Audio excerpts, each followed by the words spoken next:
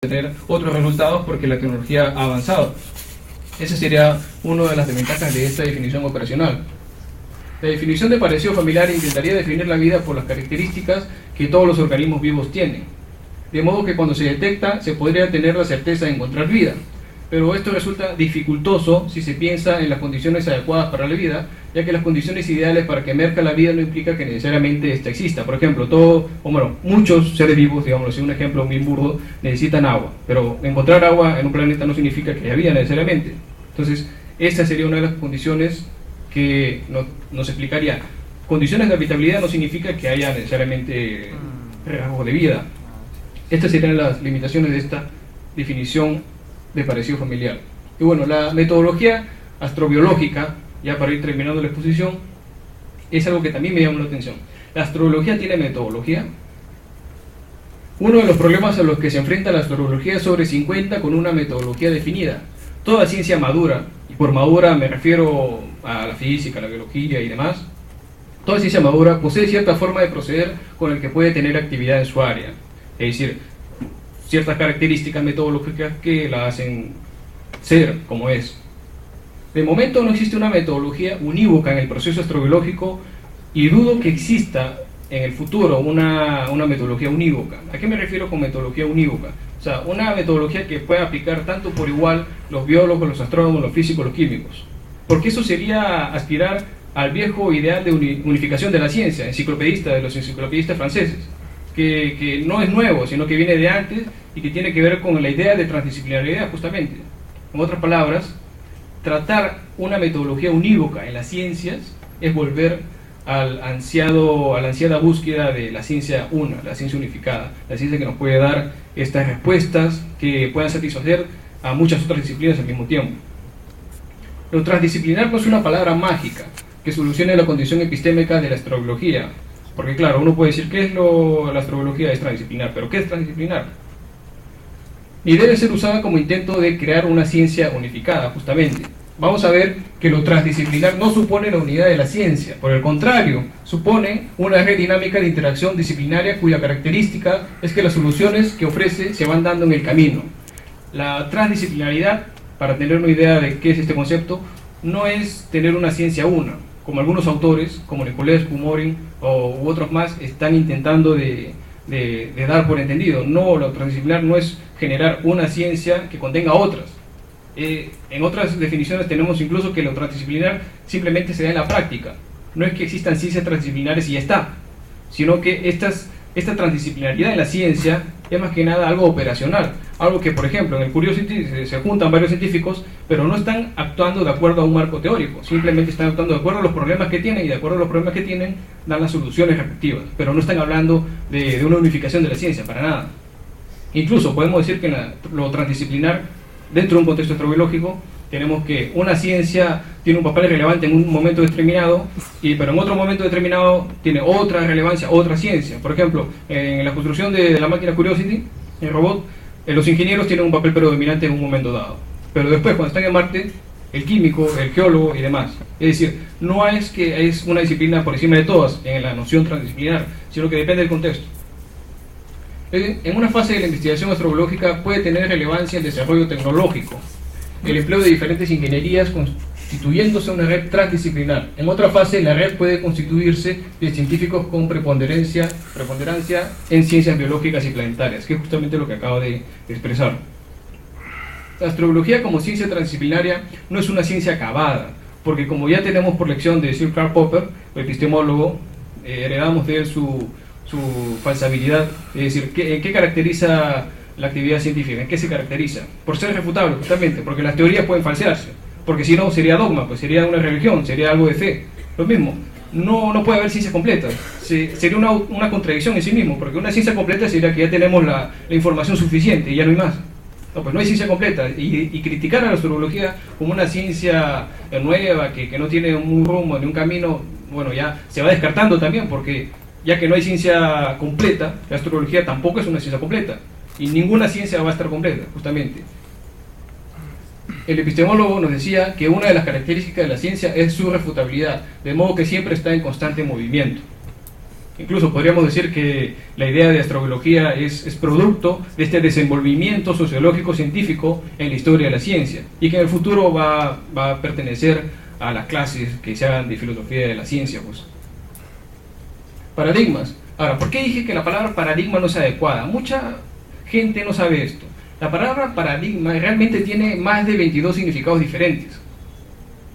Cuando uno habla de paradigma, dice, uy, es una manera de ver el mundo, como una cosa unificada. Pero esa idea fue criticada por el propio Kuhn, que es el padre de la palabra moderna de paradigma. Entonces, cuando hablamos de paradigma científico, ¿a qué nos referimos? A nada, justamente, a una palabra gaseosa, una palabra vacía de contenido, porque lo paradigmático, claro, para una cuestión literaria puede servir, pero una cuestión estrictamente académica ya no, pues. Entonces, ¿qué dijo Kuhn? Ya no vamos a usar la palabra paradigma, vamos a usar la palabra matriz disciplinaria. Disciplinaria porque se refiere a la posesión común de los que practican una disciplina en particular, y matriz porque está compuesta de elementos ordenados de varios tipos.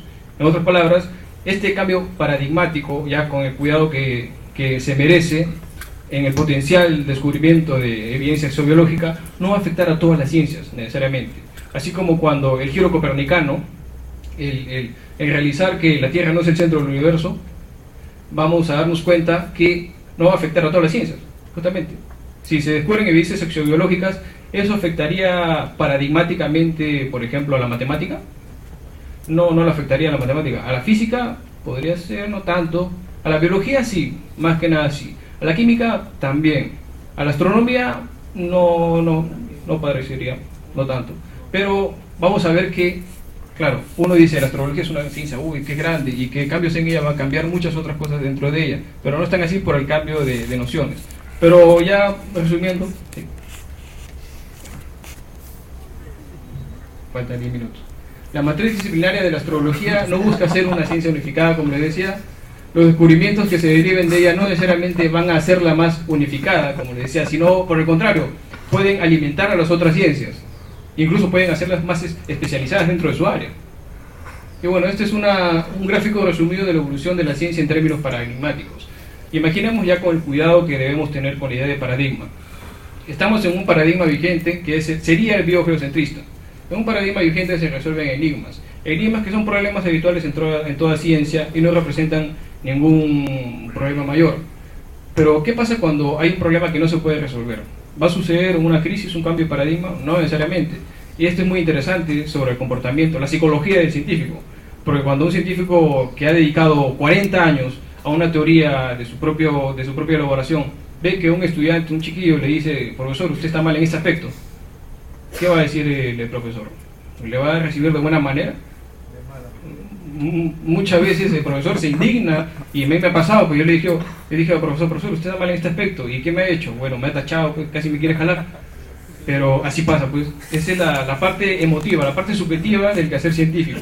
Claro, se necesita más que un inconveniente que no se puede resolver para cambiar este paradigma. Claro, hay que tener cuidado con esa palabrita.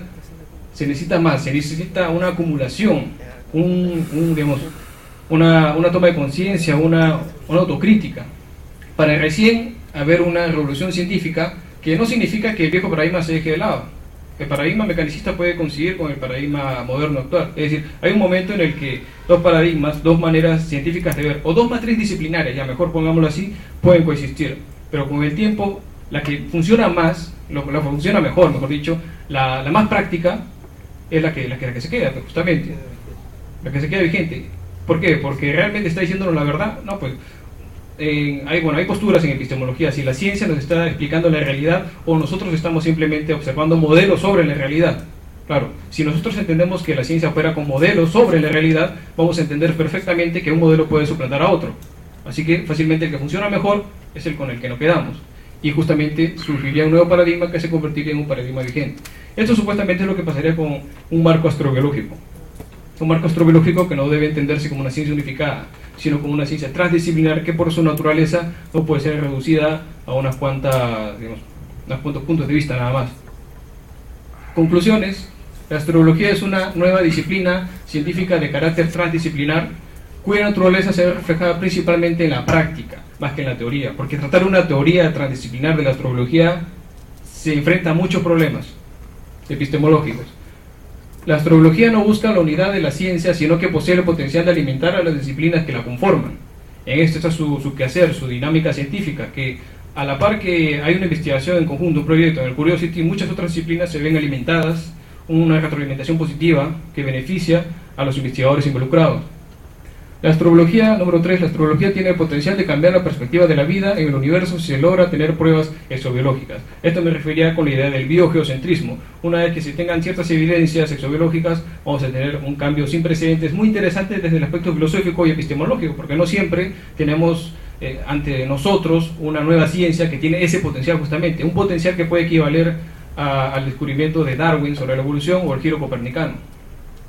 4. La astrología cuenta con un considerable respaldo dentro de la comunidad científica. Bueno, como vimos, la terminología astrología y demás referentes relacionados a ella está teniendo una amplia cobertura a nivel académico, científico, y podemos decir efectivamente que estamos ante la constitución de una nueva ciencia que es la astrología.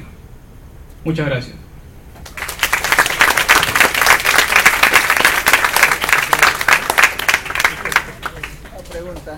Amigos, a ver, varias preguntas. Ok, ya es hora del almuerzo.